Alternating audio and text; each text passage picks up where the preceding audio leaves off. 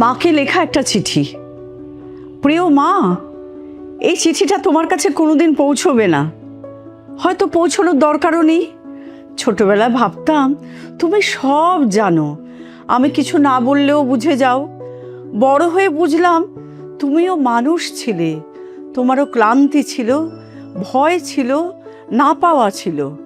তবু আশ্চর্য, নিজের সব অভাব লুকিয়ে তুমি আমাদের প্রাচুর্যের অনুভূতি দিয়েছ।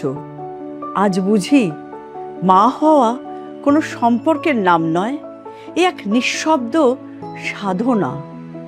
কতবার বলতে চেয়েছি ধন্যবাদ, কতবার বলতে চেয়েছি ক্ষমা করো, কিন্তু কথাগুলো জমে গেছে মনের ভেতর। হয়তো এই চিঠিটা শুধু আমার নয়, আমাদের সবার। যাদের জীবনে এখনো মা আছেন, আজ তাকে একটু সময় দিন। আর যাদের মা আজ শুধু স্মৃতিতে আছে, চোখ বন্ধ করে তার কণ্ঠটা একবার মনে করুন।